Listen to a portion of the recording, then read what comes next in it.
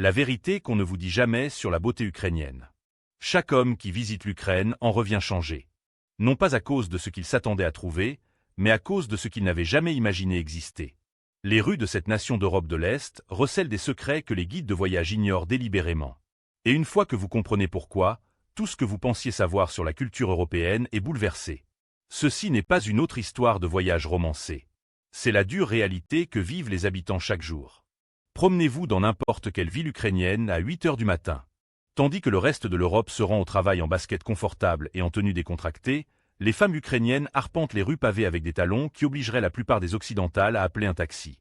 Ce n'est pas une occasion spéciale. C'est mardi. Le dévouement à l'apparence ici fonctionne sur une fréquence complètement différente de ce que vous trouverez à Paris, Londres ou Rome. Mais voici ce que personne ne vous dit. Il ne s'agit pas de vanité. Il s'agit de quelque chose de beaucoup plus profond, quelque chose qui est enraciné dans la survie et la fierté et qui remonte à des générations. Et comprendre cela révèle tout ce que les étrangers interprètent constamment mal de la culture ukrainienne. Là où l'Europe rencontre quelque chose de totalement différent. L'Ukraine se situe à l'un des carrefours les plus fascinants de la planète.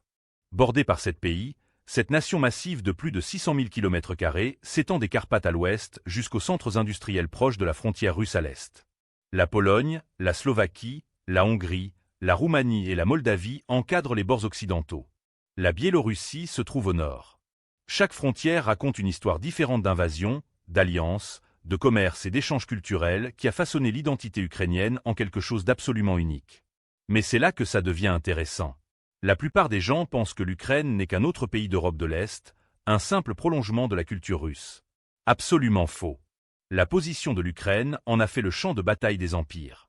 La République des deux nations, Pologne et Lituanie, l'Empire austro-hongrois, les Turcs ottomans, et plus tard l'Union soviétique y ont tous laissé leur empreinte. Le résultat ? Une culture qui a absorbé des éléments de partout, mais qui est restée défiante, indéniablement ukrainienne. La langue, bien que slave, contient des mots empruntés au turc, à l'allemand et au polonais. La nourriture combine des influences qui ne devraient pas fonctionner ensemble, mais qui, d'une manière ou d'une autre, créent la perfection dans l'assiette.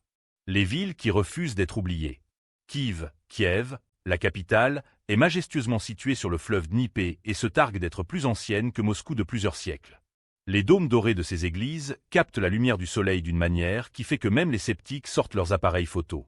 Mais Kiev n'est pas figé dans l'histoire. Sous terre, l'un des systèmes de métro les plus profonds du monde transporte des millions de personnes chaque jour à travers des stations construites comme des palais de marbre.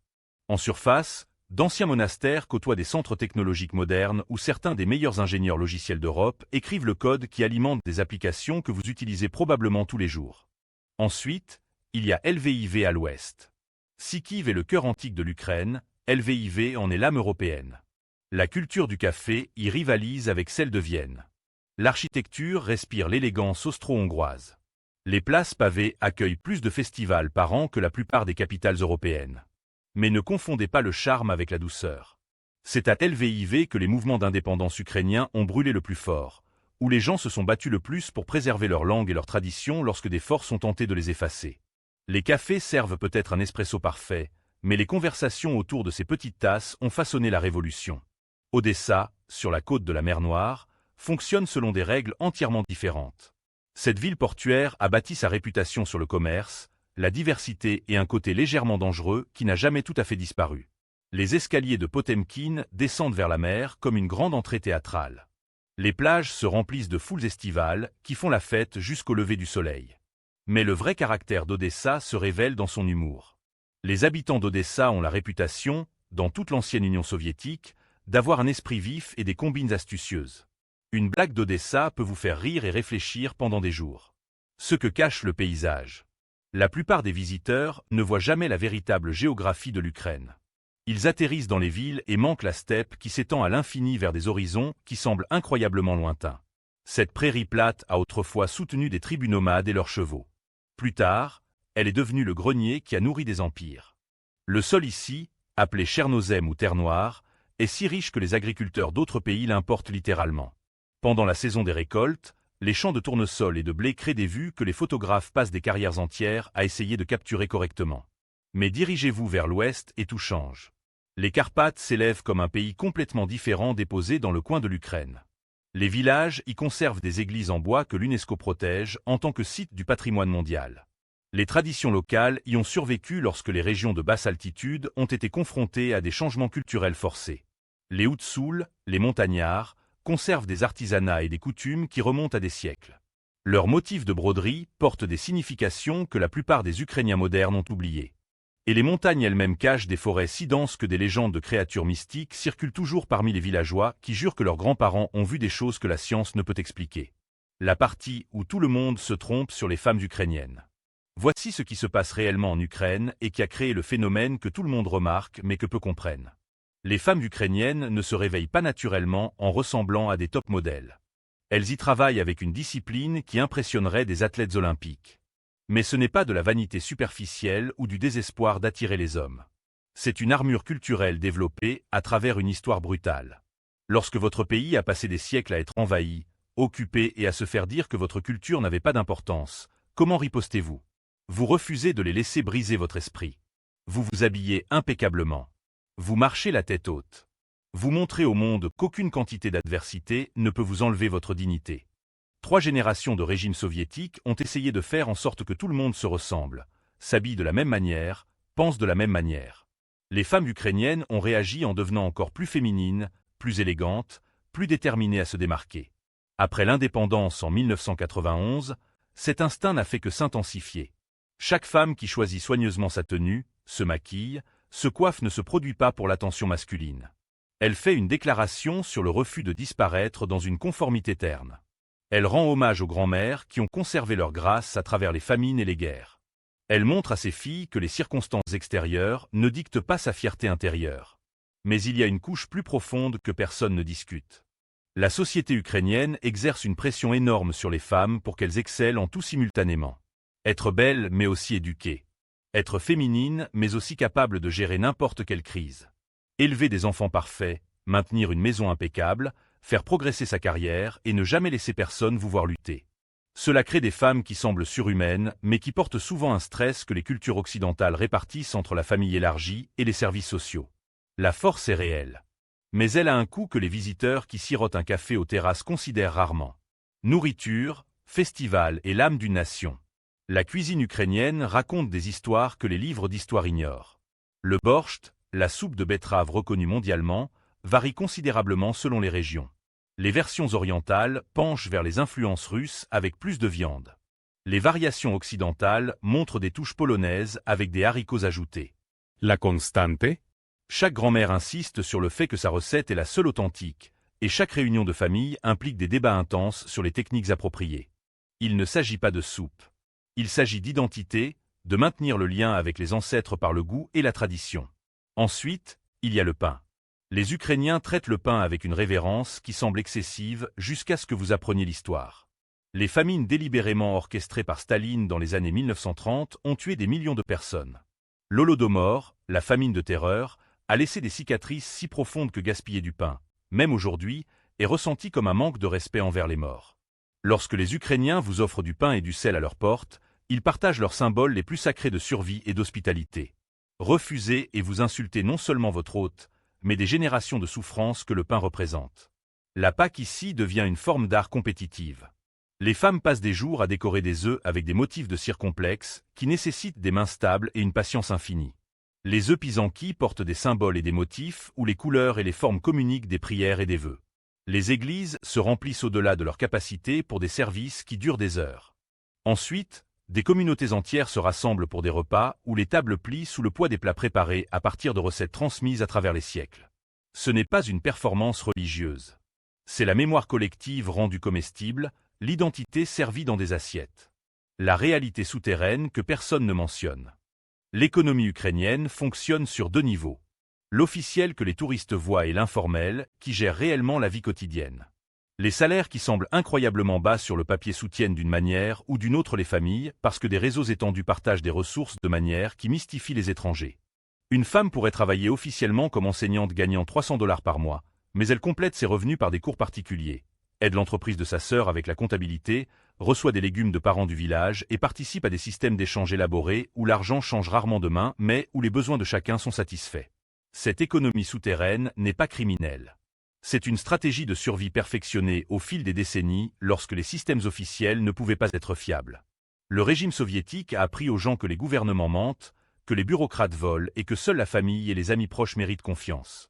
L'indépendance n'a pas effacé ces leçons. Au contraire, les transitions chaotiques des années 1990 les ont renforcées. L'Ukraine moderne lutte entre les aspirations occidentales de transparence et les habitudes ancrées de fonctionner par le biais de connexions personnelles où un appel téléphonique à la bonne personne accomplit plus que n'importe quel document officiel. Pourquoi l'hospitalité ukrainienne submerge les visiteurs? Invitez-vous dans une maison ukrainienne et préparez-vous à une générosité qui frise l'agression. La table débordera de plus de nourriture que 10 personnes ne pourraient en consommer. Votre hôte insistera pour que vous mangiez davantage, même lorsque vous êtes visiblement mal à l'aise. Refusez quoi que ce soit et vous ferez face à des expressions offensées et à une pression persistante. Il ne s'agit pas de vous forcer. Il s'agit de démontrer que malgré tout, malgré les guerres, la pauvreté et l'incertitude, ils peuvent toujours offrir l'abondance. Ils peuvent toujours vous montrer que l'esprit ukrainien reste invaincu. Cette hospitalité a un revers qui déroute de nombreux étrangers. Dans la rue, les Ukrainiens apparaissent souvent froids, soucieux, réservés au point de paraître impolis. Les étrangers ne se sourient pas. Le service client comprend rarement des plaisanteries joyeuses. Mais ce n'est pas de l'hostilité. C'est un code culturel. Sourire sans raison est un signe de folie ou de manipulation. La chaleur véritable est réservée aux personnes qui ont gagné la confiance. Une fois que vous franchissez ce seuil d'étranger à inviter, la transformation stupéfie les visiteurs qui s'attendent à une froideur continue. Soudain, vous êtes de la famille. Vos problèmes deviennent leurs problèmes. Ils déplaceront des montagnes pour vous aider. Offensés si vous suggérez que leurs efforts sont excessifs. L'esprit créatif qui a bâti des légendes. Les traditions artistiques de l'Ukraine sont si profondes que les cultures voisines copient encore ce que les Ukrainiens ont inventé il y a des siècles. Ces motifs de broderie florale colorée qui recouvrent les vêtements traditionnels, chaque région a développé des styles distincts où les couleurs et les symboles identifiaient non seulement l'emplacement, mais aussi la lignée familiale. Les chemises Vyshivánka sont devenues des symboles nationaux, portés par les présidents et les manifestants comme des déclarations de survie culturelle. Les designers modernes incorporent désormais ces motifs anciens dans la haute couture, vendant le patrimoine ukrainien au podium de Milan et de Paris. La musique raconte ici une histoire similaire. La bandura, un instrument à cordes traditionnel, a failli disparaître sous le régime soviétique car les autorités reconnaissaient à quel point les chansons conservaient une histoire interdite et un sentiment nationaliste. Les musiciens ont risqué l'emprisonnement pour maintenir les traditions vivantes, enseignant aux étudiants en secret. Après l'indépendance, la bandura a connu un renouveau explosif. Les artistes d'aujourd'hui mélangent des techniques classiques avec des genres modernes, créant des sons qui honorent les ancêtres tout en revendiquant leur place dans la culture contemporaine. Les jeunes remplissent les concerts où les instruments anciens rencontrent les rythmes électroniques, prouvant que la tradition n'exige pas de rester figée dans le passé. La place de l'Ukraine dans la conscience européenne. Interrogez la plupart des Européens sur l'Ukraine et regardez la confusion obscurcir leur visage. Ils savent qu'elle existe. Ils ont vu des gros titres. Mais la connaissance réelle reste frustrantement superficielle. Beaucoup confondent encore la langue ukrainienne avec le russe, incapables de distinguer des cultures qui se sont battues pendant des siècles pour rester séparées. Cette ignorance frustre les Ukrainiens qui ont travaillé désespérément dur pour maintenir une identité distincte contre les forces qui tentaient de les effacer. Ils étudient plusieurs langues, consomment la culture mondiale, construisent des entreprises technologiques qui sont compétitives à l'échelle internationale. Pourtant, d'une manière ou d'une autre, ils restent invisibles dans la conscience européenne dominante, connue davantage pour les tensions géopolitiques que pour les réalisations culturelles. Mais voici le secret. Les Ukrainiens ont cessé d'attendre la validation européenne. Ils construisent quelque chose qui n'a pas besoin d'approbation externe. Les startups technologiques à Kiev développent des logiciels utilisés dans le monde entier. Les designers de mode créent des looks que les célébrités portent sans connaître l'origine ukrainienne.